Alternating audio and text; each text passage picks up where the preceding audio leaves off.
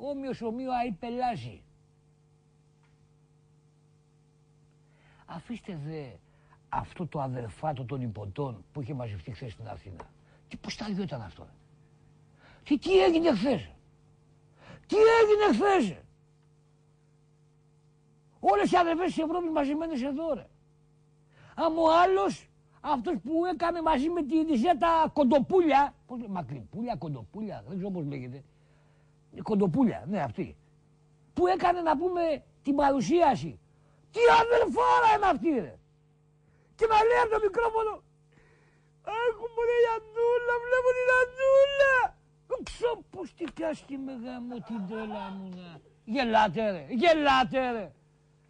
Πολύ Καπουτσίδης, Καπουράνης, ο παλιός του Παναγού, Κατσουράνης της ΑΕΚ. Άκου λέει Καπουτσίδης. Τι είναι αυτά ρε. Τι αδερφά το μαζεύτηκε ρε. Έχετε να μας κάνετε με τα άλλα δολιανά.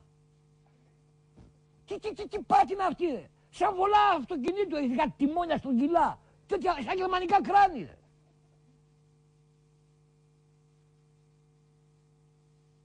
Τρομερό πράγμα. Τρομερό πράγμα. Με πήραν τηλέφωνο. Κάποιος δικός μου κολλητός. Αξιόπιστος και αρσενικός. Κολλητός της Ανούλας. Την οποία γνωρίζω εδώ και πάρα πολλά χρόνια. Και πήγε κοντά της για συμπαράσταση. Γιατί μπορεί αυτός ο κολλητός της Ανούλας να μην πάει την Ανούλα σαν τραγουδίστρια. Να ήταν εναντίον της άποψης να λάβει μέρος στο διαγωνισμό. Αλλά επειδή δεν πουλάει τους φίλους του, την κρίσιμη στιγμή πήγε κοντά της για υπεράσπιση, για συμπαράσταση. Και μόλις τελείωσε αυτή η ιστορία, πήρε τηλέφωνο. Και μου λέει τι γίνεται εδώ.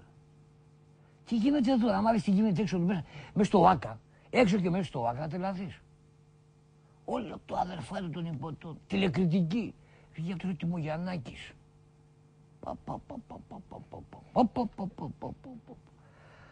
Τρία κακνά της κακνήσια πικέρματα, καρσόνα, βέλε μουτσά. Τι είναι αυτά ρε.